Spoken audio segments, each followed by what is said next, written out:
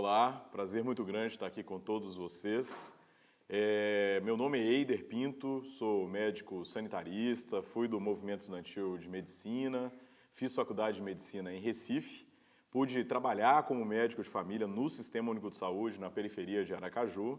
Também atuei na gestão da atenção básica, tanto no município em Aracaju, quanto no governo do estado da Bahia, quanto no governo federal. E mais recentemente era o secretário de Gestão do Trabalho e da Educação na Saúde no governo da presidenta Dilma, responsável pelas políticas de gestão do trabalho e da educação e também pelo programa Mais Médicos. Então, hoje vou tratar com vocês do tema SUS enquanto a luta dos movimentos populares e a concepção de saúde pública por trás do SUS. Então, quero conversar com vocês sobre isso e para falar sobre isso, o primeiro tema que eu queria tratar é justamente a situação de saúde e da democracia no Brasil nos anos 70. Para a gente entender a construção do SUS e como o SUS foi construído a partir da luta dos movimentos populares, é muito importante a gente entender esse contexto. Então, nos anos 70, a gente tinha a ditadura militar no Brasil, uma perseguição muito importante, onde diversos quadros da esquerda estavam nos serviços de saúde, nas universidades brasileiras, e numa situação onde a política de saúde do governo militar era uma política de saúde que privilegiava o privado em detrimento do público. Então, tinham financiamentos a fundo perdido para instituições privadas, para que essas instituições privadas, por exemplo, construíssem grandes hospitais e esses hospitais prestassem serviços ao próprio setor privado, ao próprio setor público. Então, era uma lógica, na verdade, onde o público emprestava o dinheiro para o privado criava uma grande estrutura e o funcionamento dessa estrutura era garantido justamente prestando serviços comprados pelo, no caso, INAMPs na época, né? A lógica toda da previdência e da assistência à saúde. Naquela época também era separado as ações do Ministério da Saúde, responsáveis pela saúde pública da população, e as ações relacionadas à previdência e assistência social. O que é interessante a gente perceber é que, nessa época, havia uma crítica muito importante a esse formato.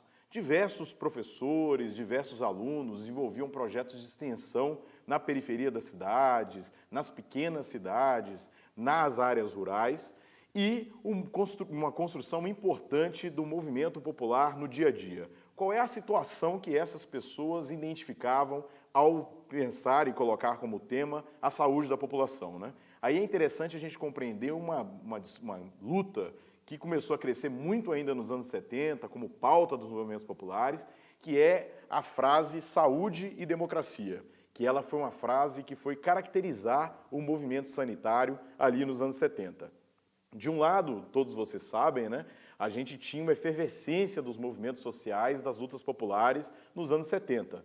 No caso da saúde, por exemplo, é famosa a luta da Zona Leste de São Paulo e, junto com esse aumento da luta popular, da organização das associações de moradores, muito ligadas também às comunidades eclesiais de base, às lutas contra a carestia, criticando a elevação do custo de vida e exigindo serviços de saúde na periferia, foi se organizando também nas universidades, envolvendo os trabalhadores de saúde, um tema que foi muito importante, que era justamente a exigência de que a saúde fosse direito de todos e dever do Estado. Naquela ocasião, o que nós tínhamos é o seguinte: quem era empregado com carteira assinada tinha direito às ações por parte do Estado no antigo INAMPS. Mas quem era desempregado não tinha direito a essas ações, porque a lógica é quem contribuía tinha direito. Portanto, a saúde não era um direito de cidadania universal, era só para quem contribuía. Justamente as pessoas desempregadas e os chamados indigentes, eles não tinham acesso à saúde pública. E essa era uma situação bastante contraditória. Os movimentos populares, os trabalhadores de saúde e o chamado, então, movimento de saúde, começou a exigir que a saúde fosse direito e dever do Estado. Nessa época surge também o que depois passou a ser chamado de saúde coletiva, que foi justamente um campo de práticas e de conhecimentos na área da saúde que uniu as ciências sociais, a administração em saúde, a epidemiologia e que, segundo diversos teóricos, né, que discutem isso, eles apontam três grandes elementos. De um lado, um elemento científico que juntou as ciências sociais, trouxe muito do marxismo, inclusive, para poder fazer a crítica do modelo social, mostrar que o que mais fazia com que uma pessoa tivesse problemas de saúde, ou mais chances de morte, ou uma menor expectativa de vida, não eram as características individuais daquela pessoa, as características genéticas, e sim a classe social e onde essa pessoa nascia. Por não ter acesso ao serviço de saúde, por ter uma alimentação deficitária, por ter um trabalho que a fazia adoecer. E essa crítica, chamados determinantes sociais do processo de saúde-doença, foi muito importante para denunciar a desigualdade no Brasil produtora de doença. De outro lado, esse movimento ele tinha uma ideologia muito forte defendendo justamente isso que eu estava dizendo. Saúde como direito do cidadão e dever do Estado, alegando que o sistema deveria ser universal e gratuito para todas as pessoas. E, de outro lado, também um viés, que é o viés político, de luta contra a ditadura e de construção no Brasil de um sistema universal que garantisse todos esses direitos. Então, naquela época, esse conceito saúde e democracia, ele se traduzia na seguinte ideia: para que a gente possa ter saúde, é necessário que o movimento social, o movimento sanitário lutasse contra a ditadura, contra a política de saúde da ditadura, como eu falei para vocês, privilegiando o setor privado em detrimento do público, e também contra as políticas econômicas da ditadura, de achatamento dos salários, de piora da qualidade de vida, etc. De outro lado, era fundamental que a luta da saúde, ela gerasse uma crítica da ordem social justamente para que as pessoas se identificassem e se colocassem contra a ditadura. Então, para ter saúde, tinha que lutar por democracia contra a ditadura.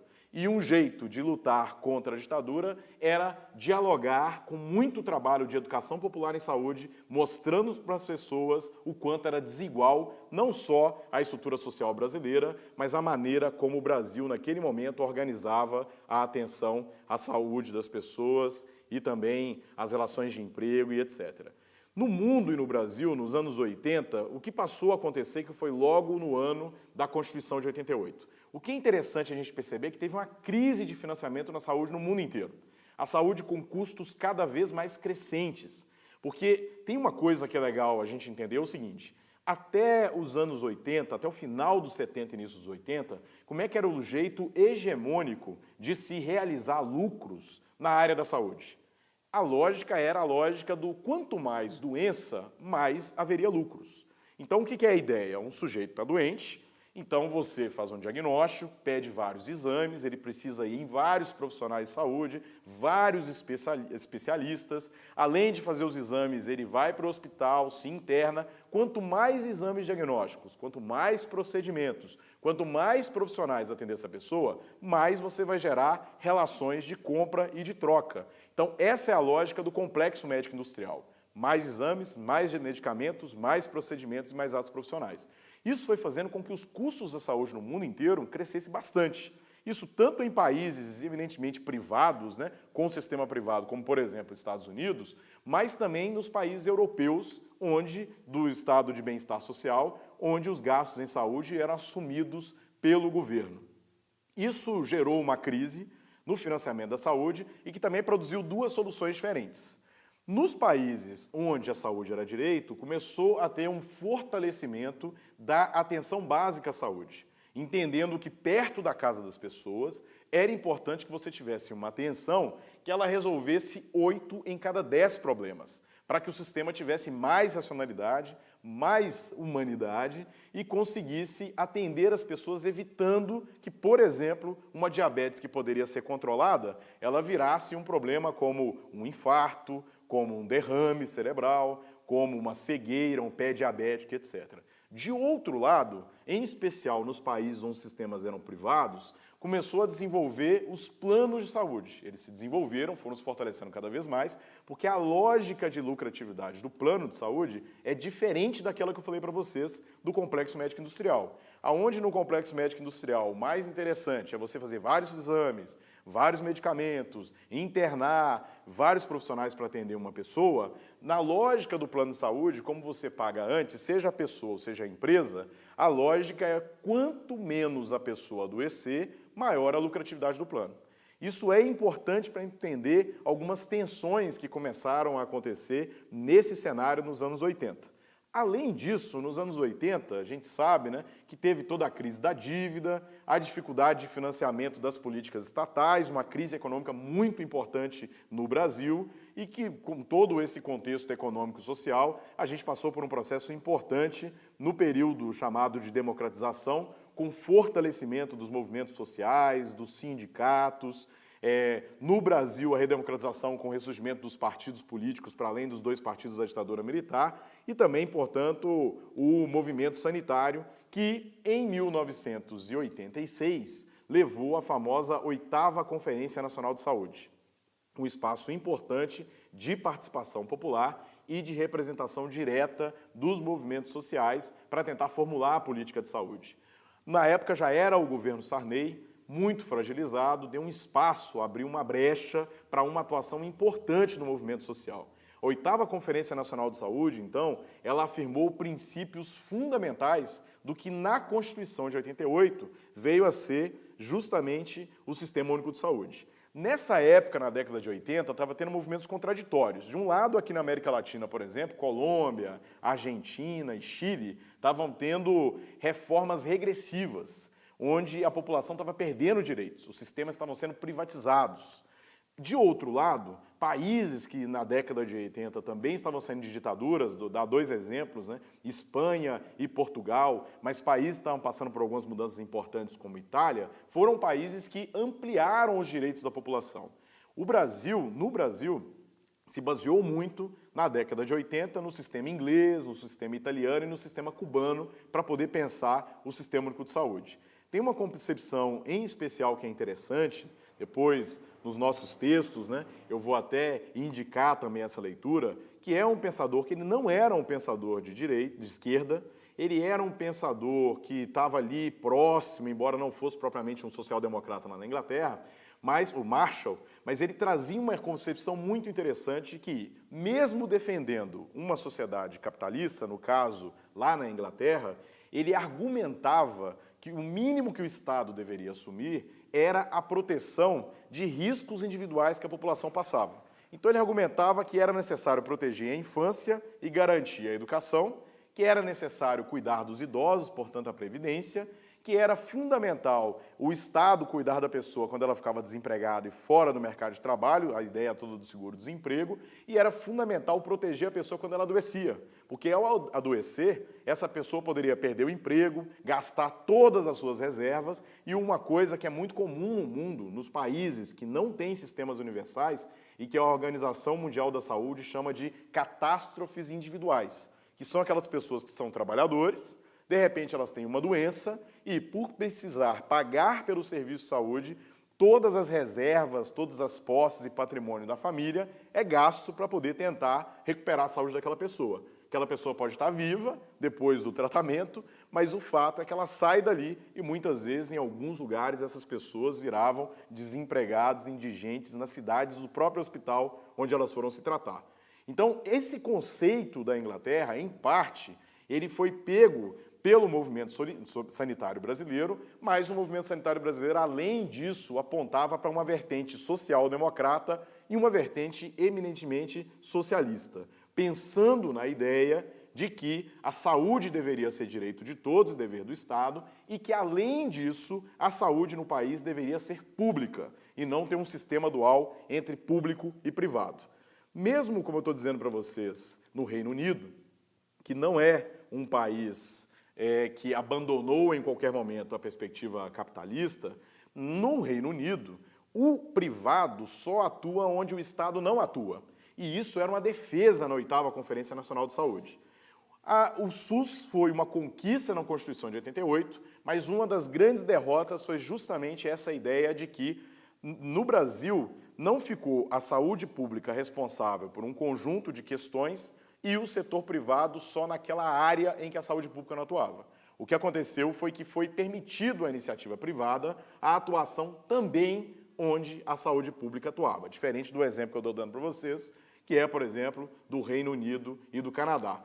Isso fez com que a gente, desde 88, a gente tenha uma disputa muito importante entre o público e o privado, sendo um dos grandes elementos contraditórios e complexos a gente pensar o Sistema Único de Saúde e a saúde pública no Brasil. Mas, voltando para a gente pensar quais são os princípios do Sistema Único de Saúde que tem a ver com a luta do movimento sanitário, que tem a ver com a concepção de sociedade para a qual foi construído o SUS e que são elementos que nós temos na Constituição e na legislação, eu queria destacar, já quase concluindo, esses pontos. Um primeiro ponto é o entendimento de que, como eu falei várias vezes, que a saúde não é uma mercadoria. Ela não deve ser algo que é um risco do sujeito e ele tem que ter posses, dinheiro, etc., para poder contratar serviços de saúde para garantir a sua saúde. A ideia de que a saúde é direito, dever do Estado e direito de todos. O segundo elemento fundamental é que a concepção de saúde da Constituição ela é ampliada, não é só a ausência de doença. Além de considerar o sujeito como um todo, as dimensões biológicas, psicológicas, sociais, etc., entende também que as políticas de educação, de moradia, de trabalho, meio ambiente, etc., influenciam na saúde. A outra ideia fundamental na Constituição e na legislação do SUS é a ideia de que a saúde tem que ser universal e gratuita. Então, todos os cidadãos têm direito à saúde, porque a saúde é um bem público. Não é um risco ou um problema de um determinado sujeito. Ela é uma preocupação do conjunto da sociedade e a pessoa não tem que pagar pelos serviços de saúde. Uma outra concepção interessante foi a concepção da integralidade. De um lado, para poder juntar o que era separado, o INAMPS de um lado e o Ministério da Saúde do outro, para poder juntar essas duas instituições. Segundo, para pensar o sujeito integral, como eu falei para vocês, as dimensões biológicas, psicológicas e sociais. De outro lado, para fazer ações de promoção da saúde, de prevenção de doenças, de recuperação da saúde, as chamadas ações curativas, e as ações de reabilitação. Então, o sistema de saúde ele teria que dar conta desse conjunto de questões. Fazer um foco forte na promoção e na prevenção de doenças, mas não deixar de atender o sujeito, independente do problema que o sujeito tenha. Desde a vacina, portanto, e das academias da saúde, até o transplante e o tratamento do câncer. Outro princípio fundamental é da equidade. Ainda que todos deveriam ser tratados iguais, e não pode distinguir as pessoas por sexo, orientação sexual, por raça, cor, condição social, credo, crença e etc., o SUS traz a ideia de uma ação do Estado que minimize as diferenças. Então, as áreas mais vulneráveis precisam de mais atenção. A pessoa que chega no sistema tem mais dor, mais sofrimento, maior risco. Ela precisa ser atendida em melhores condições para poder salvar a vida dela. Um outro princípio fundamental, e esse princípio era um princípio organizacional e político também, era o da descentralização. Então, na época de você descentralizar as ações do governo federal para o âmbito dos municípios, onde a população poderia cobrar mais do governante, e também a ideia de participação popular e controle social. Então, descentralizar a gestão e as decisões para próximo dos cidadãos e os cidadãos poderem atuar com controle social, exercendo o controle sobre o Estado. Por fim, é importante a gente destacar o seguinte: no papel, a gente tem um sistema que ele é muito avançado, ele tem uma concepção que ela é elogiada em diversos lugares do mundo. O problema é que logo em 1989, com a eleição de 1989 e com Collor assumindo a presidência em 1990, ele deu dois golpes muito importantes no desenvolvimento do SUS. No veto que ele fez na chamada Lei 8080, que é a Lei Orgânica da Saúde, o Collor vetou justamente o financiamento do Sistema Único de Saúde e vetou os elementos relacionados à participação popular. Parte do que foi proposto na participação popular foi recuperado depois, no final desse mesmo ano de 1990, com a Lei 8142. Mas o financiamento, somente em 2002, a saúde passou a ter uma emenda constitucional que previa um financiamento. Então, o SUS ele foi desfinanciado. As ações foram repassadas aos estados e principalmente aos municípios, sem que o governo federal repassasse recursos. Então, nós construímos um sistema que ele garante as coisas na Constituição, mas ele não tem recursos apropriados. O Brasil gasta pouquíssimo em saúde per capita, comparado aos outros países do mundo que têm sistemas universais, e mesmo comparado aos vizinhos Uruguai, Argentina e outros países da América do Sul.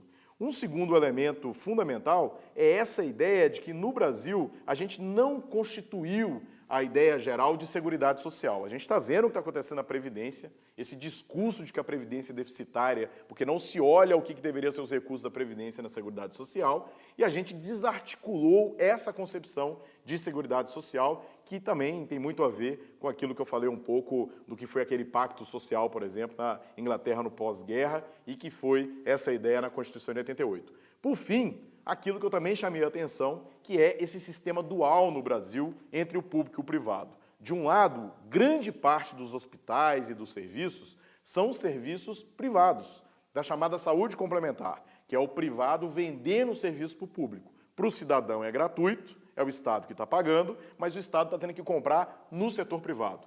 De outro lado, isso vai gerando competição entre tantas outras questões que são complexas e aumentam os gastos do setor público. E mais recentemente as terceirizações, que eu vou poder falar para vocês em outra oportunidade. De outro lado, a saúde suplementar pelos planos de saúde, que produzem situações no Brasil contraditórias. Por exemplo, a isenção, você abater no imposto de renda, a classe média alta e a classe alta abatendo no imposto de renda, ela consegue abater valores no imposto de renda que são valores superiores a gastos per capita do SUS com a população em geral. Então, quem mais tem dinheiro consegue ter mais isenção em valores que às vezes são superiores ao que é gasto com a população usuária do Sistema Único de Saúde. Então, esse é um dos principais desafios do país, justamente esse sistema dual e o financiamento.